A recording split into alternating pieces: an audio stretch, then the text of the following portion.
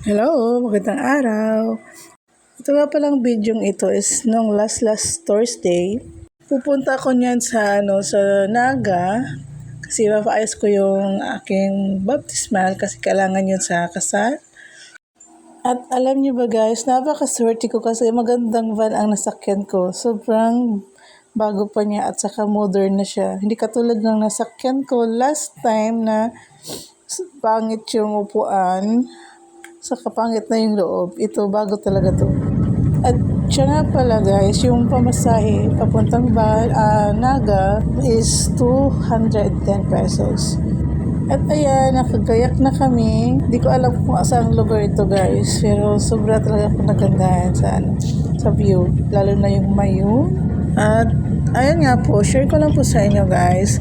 Yung kasi yung baptismal ko is mali yung pangalan ng nanay ko. So kailangan ko siyang ipaayos. Kaya nung last Thursday, day off ko, sinamantala ko nang pumunta doon. At wala akong ka-idea kung ano yung process pagpaayos ng baptismal. So, yun, sobrang hirap pala mag-ayos ng kahit baptismal lang. Kailangan pang, marami pang hinihingi mga documents, saka kailangan pala maghingi ng recommendation letter sa simbahan bago paayos yung baptismal. And finally, andito na tayo sa Naga. Ayan palang white na van, yan pala yung sinakyan ko. And ito, andito na tayo sa Naga. At ayun nga po, bago tayo tumuloy dun sa pupuntahan ko, kakain muna tayo kasi hindi pa ako nag-breakfast dyan. So, mag-11 na. Kaya pinagsabay ko na yung breakfast saka yung lunch. So, ayan, mukha akong pug dyan kasi may sipon ako sa kaubo. Until now, guys, meron pa rin akong ubo pero sipon wala na. Sobrang tagal nang mawala ang ubo ko. Di ko alam kung bakit, ganun. And magkwento ko pala guys, meron dyan bumili na Bombay. Di ko alam kung ano yung Bombay o yun dyan. Bumili siya ng ulam. Tapos tingin siya ng tingin sa akin. Siguro nagandahan sa akin, no? Tapos, nung tinignan ko, hinindatan ako. Wow, sana all. Hindi ko naman pinansin kasi wala din naman yun para sa akin. So, ayan, nakapag-order na tayo. Nag-order ako dyan ng adobong atay ng manok sa kakanin. Saka may free silang sabaw. At natatawa ako sa sarili ko. Bakit hawak-hawak ko yung bag? Para namang nanakawin, no? Medyo may kamahalan ng kanilang ulam. 70 pesos ang kanilang serving sa karne. Tapos sa gulay naman is 60 pesos. And siguro sa kanin is 10 pesos. I don't know. So, andito na tayo guys. Nakapasok na tayo sa palasyo. Ito yung tinatawag nilang palasyo. Binaba ng tricycle. Sabi niya, ito daw yung palasyo. So, ayun, pumasok na ako. Ito pala yung loob ng palasyo guys. I think simbahan din siya kasi may nakita ako sa gilid na may nagmimisa doon sa may gilid.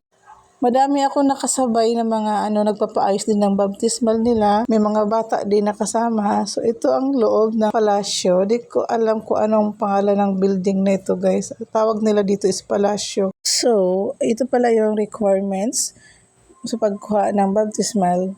Wala akong ka-idea, guys, kung ano yung mga kailangan kong dalhin. Ang dala ko lang is yung baptismal kong ipapaayos, saka birth certificate, yun lang po ang dala ko. Saka pala, ID, passport ID, yun lang ang dala ko guys. Wala akong ibang dala. Tapos ayun, pinagsama-sama ko yung mga dala kong papeles. Magpapasa na sana ako. Tapos kailangan pala magpa-print.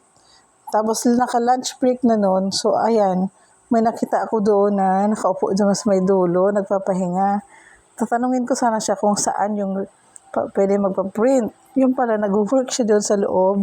I don't know kung secretary siya, guys. So, ayun. Super nagpapasalamat talaga ako kay ma'am at natulungan niya ako. Siya din po nag-suggest sa akin na kailangan kong umuwi sa Tamban kung saan ako bininyagan at doon ako humingi ng recommendation letter. Kaya yun guys, napauwi ako nang wala sa oras sa Tamban. Kunting kimbot na lang po sana. Andun ako sa bahay namin, sa Agayayan. Pero, hindi tayo nagpaalam kay boss. So, kaya, hindi tayo pwedeng umuwi. Kaya, ayan, balikan lang yung ginawa ko. So, ayan nga guys, andito na tayo sa Tamban. Ito nga pala yung simbahan namin dito sa Tamban, Camarines Sur, ang St. Joseph Parish Church. Dito sa gilid, ito yung kanilang office. Maliit lang yung simbahan nila pero maganda at cute-cute din. Napakatahimik dito guys, super tahimik. Sobra talaga akong nagpapasalamat sa kanila, kila Ma'am Karen kasi imbes na bumalik ako doon sa Naga at ipapasa yung recommendation letter is hindi na ako pinabalik. Pinasend na lang ni Madam yung recommendation letter doon sa Naga. Tapos yung script ba yun is sinend na lang din ni Ma'am kay Ma'am Karen para hindi na ako bumalik. At ginawa na lang din ni Ma'am Karen yung baptismal ko para pag umuwi ako is dala-dala ko na. Actually guys, bawal yung ganong transaction. Pero kino-consider naman daw nila kapag malayo yung car ng nagpapaayos kung saan sila nakatira. Katulad ngayon nga na kailangan kong bumalik agad dito sa Legazpi. Sobrang hirap talaga ng sasakyan guys kasi pag hapon dito dyan sa Tamban is wala nang masakyan. Ang next biyahe na is bukas na. And muntik pa ako maiwan ng sasakyan ko guys. Buti na lang at nakita ako ni Kuya, nakilala ako. Hindi ako nagkakamali guys. Siya yung nasakyan kong van papuntang Tamban. Salamatan sa imo Manoy. Ito nga po, pabalik na ako sa Legazpi. Halos alas 9 na rin ng gabi ako nakauwi sa amin. So, ayun lamang po. Maraming salamat. Paalam. Hanggang dito na lang po muna. Thank you so much. Bye.